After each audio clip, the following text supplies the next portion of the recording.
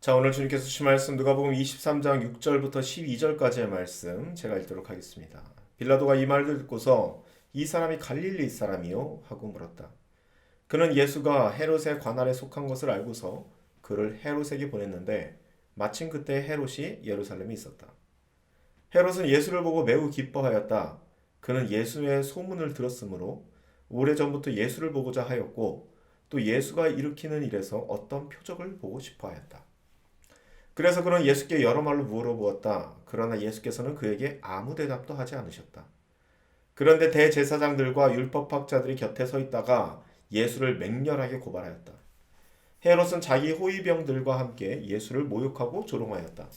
그런 다음에 화려한 옷을 입혀서 빌라도에게 도로 보냈다. 헤롯과 빌라도가 전에는 서로 원수였으나 바로 그날에는 서로 친구가 되었다. 아멘. 자, 오늘 이 본문 말씀 가지고 원수가 친구가 되는 기적이라는 제목으로 말씀드리겠습니다. 자, 여러분, 예수님을 헤롯에게 토스하는 빌라도가 나왔고요. 그리고 그것을 다시 받고 다시 예수님을 빌라도에게 토스하는 헤롯 안티파스의 모습이 나오죠. 자, 여러분, 이 그림 안에서 어떤 모습들이 보여집니까? 자, 이 모습을 보면서 어떤 하나의 그림을 그릴 수 있는데요. 어찌 보면 이러한 그림은 우리가 이 뉴질랜드 사회에 살면서 흔히 접하는 바로 그 그림이 될 수 있을 것 같습니다. 물론 저희들이 한국에 살면서도 많이 경험했던 것이죠. 이 뉴질랜드 땅에서 사소하게는 택배 회사에서부터 크게는 이민성이나 경찰들에게서 자주 경험하는 바로 그것이 오늘 이 그림입니다. 이민성에서 이렇게 얘기하죠. 지금 내가 일하고 있는 사업체가 너에게 영주권을 줄 수 있는 컨디션이 안 된다라고 얘기합니다. 그래서 사장님한테 전화하니까 내가 너에게 필요한 모든 서류를 다 해줬는데 모든 서포트를 다 해줬는데 무슨 말이냐? 이건 이민법무사가 사기를 쳤거나 잘못한 거 아니냐 이렇게 얘기하죠. 그럼 또 이민법무사한테 전화를 하죠. 그러면은 이민법무사는 우리는 모든 서류들을 제대로 접수했고 계획대로 잘 진행했는데 이건 정말 케바케로 이민관이 잘못 걸린 것 같다. 그래서 안 된 것 같다. 이런 식으로 얘기를 하죠. 그래서 다시 이민성에 전화하면은 야, 너 원래 받을 수 없는 컨디션이야. 이렇게 얘기하고 다시 법무사에게 연락하니까 다른 사람들은 다 받았는데 무슨 소리냐고 이렇게 나오는 그림 말이죠. 이렇게 서로 자신의 책임이 아니라고 하면서 다람쥐 쳇바퀴 돌리듯이 이리 돌리고 저리 돌리면서 정작 책임 소재자들끼리는 대화를 나누지 않는. 이민성하고 이민법무사하고 대화를 나눴으면 좋겠고 이민성하고 사장하고 대화를 나눴으면 좋겠는데 그 사람들끼리는 대화를 나누지 않고 당사자만 다람쥐 쳇바퀴 돌듯이 뛰어다녀야 되는 그런 상황 말이죠. 제가 오늘 설교를 준비하면서 이와 비슷한 상황이 최근에 이슈가 될 만한 게 있었나 제가 한번 살펴보니까 인터넷을 검색해 보니까 최근에 이 유튜버 보겸 TV를 운영하신 보겸 씨가 이와 비슷한 상황을 경험했더라고요. 저는 이분이 어떤 분인지 잘 모릅니다. 어떤 컨텐츠를 하는지도 잘 모르겠고 이것저것 다 하시는 분인 것 같아요. 아프리카 TV 출신이라고 하시는 거 보니까. 근데 이분이 최근에 큰일을 당했는데 그게 바로 뭐냐면 한 페미니스트 연구소가 논문을 썼는데 그 논문에 이 보겸 씨가 악의적으로 인용이 된 겁니다. 자, 그로 인해서 이분이 막대한 피해를 입어서 그 교수를 고발하려고 하는데, 자, 일단 그 논문을 어떻게 고발해야 될 거 아닙니까? 그래서 그 교수가 속했던 카톨릭대 전환을 보니까 지금은 그 교수가 카톨릭대 소속이 아니니 그 논문을 발간한 철학연구회로 가라고 얘기를 했고, 철학연구회 또한 자신이 있을 때 결정된 게 아니다, 이 상황은. 그러니까 답할 게 하나도 없다라고 얘기를 하고 그냥 고발 조치를 하라고 얘기를 합니다. 그래서 고발을 하려고 이 한국연구재단이라는 곳에 가서 고발을 하는데 이 한국연구재단이라는 것이 한국에서 발간되는 모든 논문을 감독하는 기관이거든요. 그래서 여기다가 가서 이야기했더니 자신들이 펀딩을 해서 쓰여진 논문이 아니기 때문에 할 수 있는 방안이 없고 다시 카톨릭대로 가라고 하고, 카톨릭대는 다시 철학 연구회로 가라고 하고, 뭐 이런 식의 소위 이 뺑뺑이가 돌려지는 것이죠. 그래서 그 유튜버 그 보겸 씨는 이렇게 얘기하더라고요. 이 자신은 유튜버기 때문에 그래도 구독자들이나 팬들이 자신을 도와주려고 애를 쓰고 있고, 또한 자신을 도와주겠다는 다른 뭐 법조계에 있는 사람들도 많이 도와준다고 얘기를 하고 있지만, 그러한 도움을 받을 수 없는 평범한 일반인이 자기와 똑같은 경험을 했다면은 아마 극단적인 선택을 할 수 있는 자리까지 몰릴 수 있을 만큼 정신적으로 너무나도 큰 데미지를 입었다, 이렇게 얘기하더라고요. 그렇죠.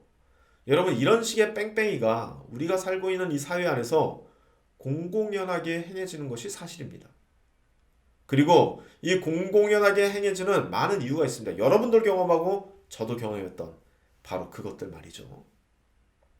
여러분, 특별히 현대사회처럼 세분화되고 조직화된 사회 구조 안에서는 아주 흔하게, 그리고 그렇게 흔한 만큼 우리도 쉽게 당할 수 있는 일이 바로 이러한 일입니다. 이렇게 이 방법이 이 사회 안에서 자주 쓰이는 이유로는요, 가장 큰 이유로는 이런 게 될 수 있습니다. 소위 말하는 담당자 그리고 책임 소재자가 그 책임 소재를 상쇄하기 위해서 쓸 수 있는 수많은 방법들이 있는데, 그 방법들 중 가장 쉽고 가장 편한 방법이기 때문에 이런 일들이 자주 벌어진다는 겁니다. 왜냐하면 세분화된 복잡한 구조를 가지고 있는 사회 조직일수록요, 여러분, 책임 소재라는 것이 불분명해집니다. 한 가지 사건에 여러 명이 책임을 지고 있거든요. 여러 명이 책임을 지고 있는 것이 좋은 게 아니라 여러 명의 사람들이 책임을 나눠 가지고 있으니까 그 책임 자체가 불분명해지는 겁니다. 그래서 이거 내 책임 아니에요로 저기로 한번 가보세요, 이렇게 얘기할 수 있다는 것이죠. 자, 담당자는 저쪽입니다 라고 안내하는 것과 똑같은 겁니다. 근데 이런 식으로 몇 번 왔다 갔다 하면요, 이 당사자 입장에서, 이 피해를 입은 당사자 입장에서는 이게 결국 돌아다니다가 지치게 되거든요. 아무리 의지가 강한 사람이라도 몇 번 그 일이 한 번 갔다가 왔다가 몇 번 왔다 갔다 하면은 지칠 수밖에 없습니다. 그리고 지치는 것까진 좋은데 이렇게 생각하시는 분들도 있다는 거예요. 결국 아무도 책임이 없네. 결국 항상 우리가 이 사회에서 배웠던 것처럼 이거 내 책임인가? 이런 생각이 들게 된다는 겁니다. 자기 책임이냐 안돼도 불구하고요.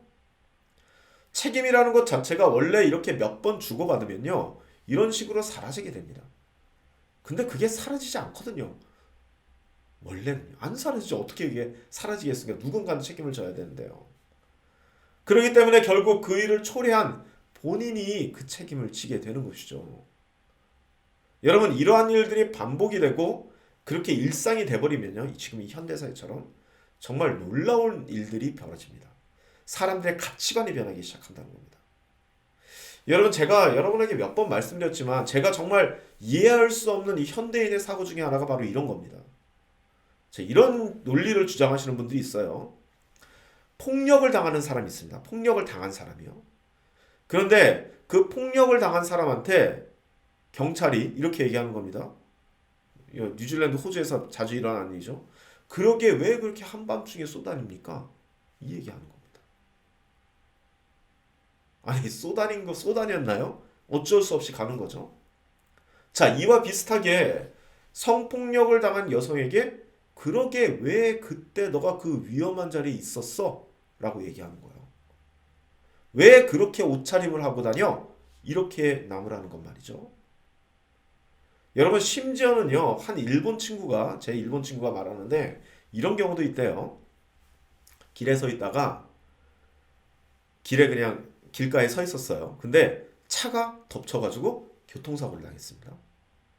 그런데 그러한 모습을 보면서 일본 사람들 중에서는 이렇게 말하는 사람이 있대요. 그 피해자한테 그러게 왜 그때 너가 그 시간에 그 자리에 있었는데, 정말 놀랍죠? 근데 전 솔직히 한국에서도 그런 얘기 들은 적이 있습니다. 요즘 현대인들이 이런 생각들을 가지고 있어요. 이런 회로들을. 그 일본 친구가 얘기했는데 일본은요 정말 그런 사람이 많대요. 그래서 자신이 뉴질랜드로 이민 온 이유 중 하나가 바로 이러한 사고방식 때문이라고 하더라고요. 왜냐하면 일본은 관료화된 사회고 조직으로 묶여져 있는 사회이기 때문에 그 유명하지 않습니까? 사실 그것이. 그런 식으로 담당자 책임 소재자들이 책임을 계속해서 빙빙빙 돌리니까 결국 그 책임은 그 자리에 있었던 사람 그리고 그 어려움을 당한 사람의 개인의 잘못으로 돌아가게 됐고 그렇게 해서 스스로 조심하지 않은 사람이 잘못한 것이 되어버리는 그런 사회가 되었다라고 그분이 얘기하더라고요. 그 친구가. 여러분 사실 뉴질랜드도 크게 다르지 않지 않습니까? 한국도 요즘 많이 그렇게 변하고 있고요. 이게 다 책임을 돌리는 그 관료 조직뿐만이 아니라 세분화되고 다변화된 그런 모든 조직의 문제에서부터 시작되는 겁니다. 여러분, 교회에서도 이런 일은 비일비재합니다. 조직화된 교회 말이죠. 부목사한테 가라. 부목사는 다시 전도사한테 토스하고 전도사는 다시 뭐 속장한테 토스하고 여러분 이런 일들이 비일비재합니다. 이러한 것들이 누적이 되면요. 개개인의 라이프 스타일뿐만이 아니라 그 사람들의 사고 방식 자체를 바꿔버린다는 겁니다. 분명히 잘못한 사람들이 있는데 그 사람들은 처벌을 받지 않고 오히려 피해를 입은 사람들이 그 모든 책임을 떠안게 되는 그러한 상황 말이죠. 여러분 지금까지 제가 설명한 이와 똑같은 방법과 똑같은 그림으로 오늘 본디오 빌라도와 헤롯 안티파스는 그날 친구가 된 겁니다. 이렇게 서로 책임 소재를 떠넘기면서 책임을 상쇄시키는 이 방법은요. 아무리 서로 원수처럼 지내던 사이라도 서로 친구가 되게 만드는 놀라운 마법을 부릴 수 있는 방법입니다. 여러분, 이 사람들, 즉 빌라도와 안티파스는 예수님을 죽인다는 한 가지 목적으로 친구가 된 게 아니에요. 착각하시면 안 됩니다. 예수님을 죽이려는 목적으로 원수였던 사람들이 친구가 된 케이스는요. 제사장과 바리새인들이죠. 하지만 빌라도와 헤롯이 친구가 된 이유는 어떠한 목적으로 묶인 것이 아니라 책임 소재를 어떻게 하면 지울 수 있을까라는 그들이 가지고 있는 방법과 논리 안에서 친구가 되었다는 겁니다. 아주 익숙하고 흔한 방법으로 말이죠. 자, 말씀을 정리합니다. 여러분, 우리는 이 세상을 살면서 정말 억울한 일들을 많이 당합니다. 근데 정말 그 억울한 것 중에 억울한 건 바로 뭐냐면은 내가 너무나도 억울한데 그 억울함을 호소할 곳이 없고 그리고 그 억울함이 풀리지 않는 사회적 구조를 경험하게 되는 겁니다. 여러분, 그리고 예수님이 이 땅에 와서 전했던 그 복음의 핵심 부분이 바로 이 억울함에 대한 이야기입니다. 이야기가 있습니다. 이것은 구약의 예언자적 전통을 이어받은 것입니다. 힘없는 과부를 억울하게 하고 고아들을 억울하게 하고 기울어진 저울을 가지고 심판을 하고 이러한 일들이 억울한 사람들을 더욱더 억울하게 하는 그러한 사회적인 악이라는 것이죠. 여러분, 우리는 지금 사람에 대해서 이야기하고 있습니다. 사람에 대해서 우리들이 피상적으로 알고 있던 것을 실제적인 그림으로 그려내려고 애를 쓰고 있습니다. 자, 오늘 이 사건 예수님만 당하는 사건이 아닙니다. 여러분도 그리고 저도 언젠가 그리고 또한 부지불식 중에 충분히 당할 수 있는 일입니다. 자, 그렇다면은 과연 그런 억울함의 연결고리를 가진 이 사회, 이 고리들을 어떻게 끊어낼 수 있겠습니까? 내가 열심히 한다고요? 사회 구조를 바꾼다고요? 그런 방법으로 과연 되겠습니까? 오늘 이 시간, 오늘 이 기도의 시간, 이것을 놓고 함께 기도하면서 정말 주님께서 우리에게 주시고자 하는 것이 어떤 세상인지를 한번 마음속에 담아낼 수 있는 저와 여러분 되시기를 간절히 소망합니다. 기도하시겠습니다. 아버지 하나님, 이 세상은 가진 자들 그리고 힘 있는 사람들에 의해서 이어져 왔고 지금까지 적자 생존으로서 그런 사람들이 살아나갔음을 우린 잘 알고 있습니다. 그 사람들이 잘 살아남았다는 것은 그 사람들이 써야지, 그 사람들이 만들어 놓은 제도와 법 안에 우리가 있다는 것이고, 그리고 그것은 항상 책임져야 될 사람들 그리고 담당하고 있는 사람들이 책임 전가를 하는 그런 방향으로 많은 사람들을 억울하게 만들었던 역사를 가지고 있다는 것입니다. 이러한 인간이 만들어 놓은 역사를 과연 누가 끊어낼 수 있겠습니까? 인간의 힘으로 끊어낼 수 있겠습니까? 아무리 약한 사람이라도 힘을 주게 되면 똑같이 압제했던 힘 있는 사람과 똑같이 되는 이 세상. 반복적으로 어떤 사람들이 정권을 잡고 그리고 그와 반대되어 있는 다른 사람들이 정권을 잡았을 뿐이지 그 정권이라는 이름 자체가 사라져 본 적이 없는 이 세상. 과연 그 세상 안에 하나님의 자리가 어디일까요? 정말 우리가 하나님을 나의 왕으로 모시고 그리고 나의 주인으로 모시며 동시에 나의 아버지로 고백할 수밖에 없는 이유가 여기에 있지 않을까 생각해 볼 수 있는 우리들이 되기를 원합니다. 예수님의 이름으로 기도드립니다. 아멘. 다 같이 기도하시겠습니다.